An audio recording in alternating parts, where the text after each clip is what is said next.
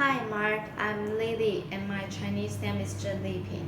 I'm the freshman and my student number is 7.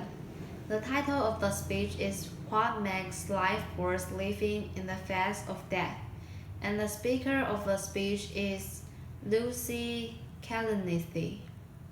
A few days after my husband Paul was diagnosed with stage 4 lung cancer, we were lying in our bed at home, and Paul said, "It's going to be okay."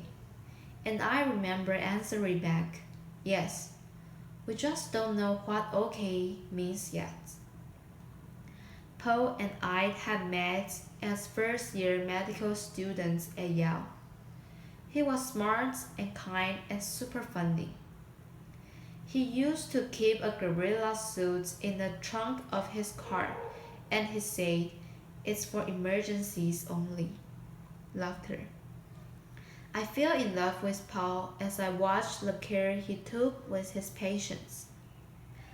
He stayed late talking with them, seeking to understand the experience of illness, and not just its technicalities. He later told me he fell in love with me when he saw me cry over an EKG of a heart that had ceased beating. We didn't know it yet, but even in the heady days of young love, we were learning how to approach suffering together. We got married and became doctors. I was working as an internist and Paul was finishing his training as a neurosurgeon. When he started to lose weight, he developed excruciating back pain and a cough that wouldn't go away. And when he was admitted to the hospital, a CT scan revealed tumors in Paul's lungs and in his bones. We had both cared for patients with devastating diagnoses. Now it was our turn. We lived with Paul's illness for 22 months. He wrote a memoir about facing mortality. I gave birth to our daughter Katie, and we loved her and each other. We learned directly how to struggle through really tough medical decisions. The day we took Paul into the hospital for the last time was the most difficult day of my life. When he turned to me at the end and said, "I'm ready," I knew that wasn't just a brave decision, it was the right one. Paul didn't want a ventilator and CPR. In that moment, the most important thing to Paul was to hold our baby daughter. 9 hours later, Paul died. I've always thought of myself as a caregiver. Most physicians do, and taking care of Paul deepened what that means. Watching him reshape his identity during his illness, learning to witness and accept his pain, talking together through his choices. Those experiences taught me that resilience does not mean bouncing back to where you were before, or pretending that the hard stuff isn't hard. It is so hard. It is painful, messy stuff. But it's a stuff. And I learned that when we approach it together, we get to decide what success looks like. One of the first things Paul said to me after his diagnosis was, "I want you to get remarried." And I was like, wow, I guess we get to say anything out loud. Laughter. It was so shocking and heartbreaking and generous and really comforting because it was so starkly honest, and that honesty turned out to be exactly what we needed. Early in Paul's illness, we agreed we would just keep saying things out loud. Tasks like making a will or completing our advanced directives. Tasks that I had always avoided were not as daunting as they once seemed. I realized that completing an advanced directive is an act of love, like a wedding vow, a pact to take care of someone, codifying the promise that till death do us part. I will be there. If needed, I will speak for you. I will honor your wishes. That paperwork became a tangible part of our love story. As physicians, Paul and I were in a good position to understand and even accept his diagnosis. We weren't angry about it. Luckily, because we've seen so many patients in devastating situations, and we knew that death is a part of life. But it's one thing to know that. It was a very different experience to actually live with the sadness and uncertainty of a serious illness. Huge strides are being made against lung cancer, but we knew that Paul likely had months to a few years left to live. During that time, Paul wrote about his transition from doctor to patient. He talked about feeling like he was suddenly at a crossroads, and how he would have thought he would be able to see the path. That because he treated so many patients, maybe he could follow in their footsteps. But he was totally disoriented. Rather than the path, Paul wrote, I saw instead only a harsh, vacant, gleaming white desert, as if a sandstorm had erased all familiarity.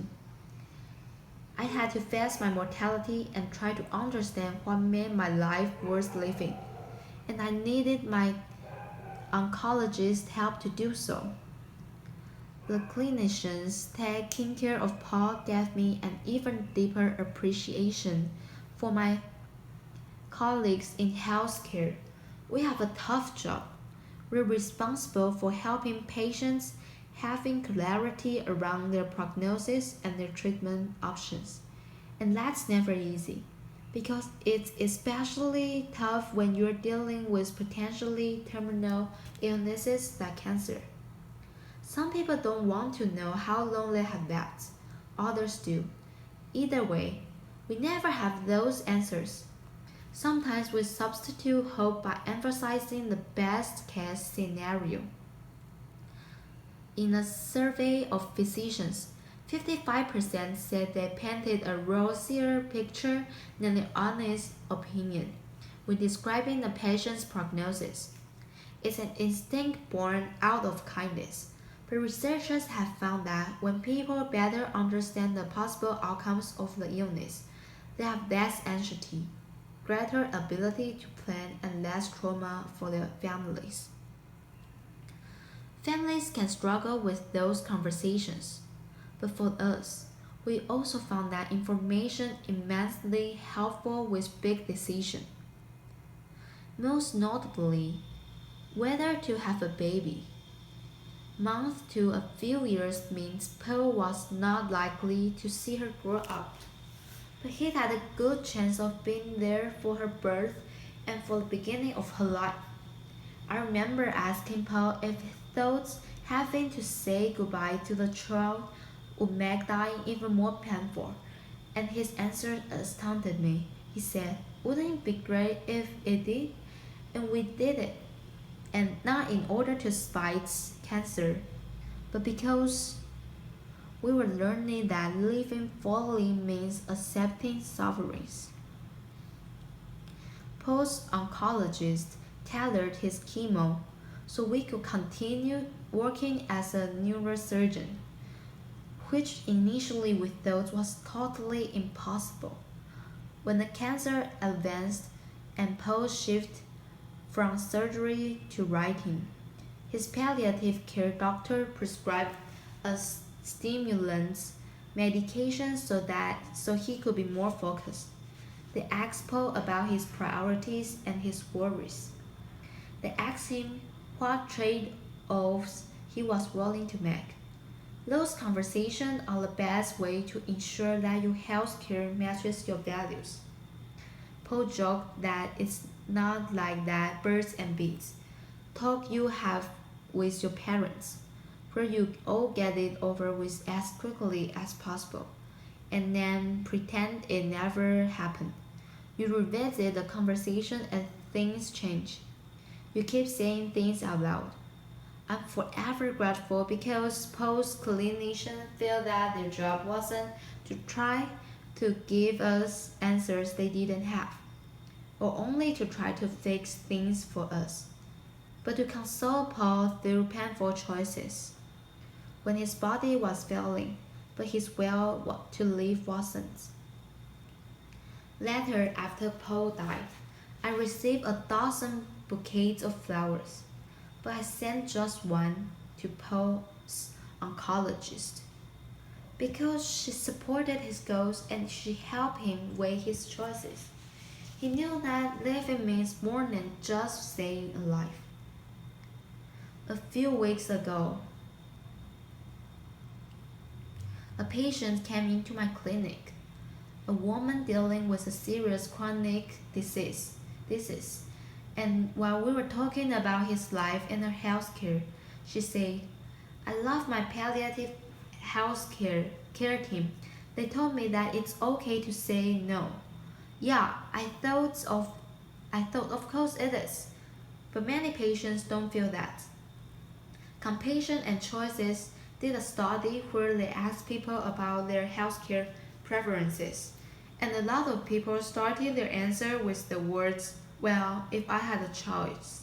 If I'd had a choice. And when I read that if, I understood better why 1 in 4 people receives excessive or unwanted medical treatment, or watches a family member receive excessive or unwanted medical treatment. It's not because doctors don't get it.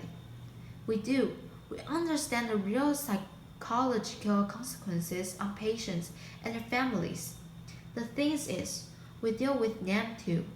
Half of critical care nurses and a quarter of ICU doctors have considered quitting their jobs because of distress over feeling that for some of their patients.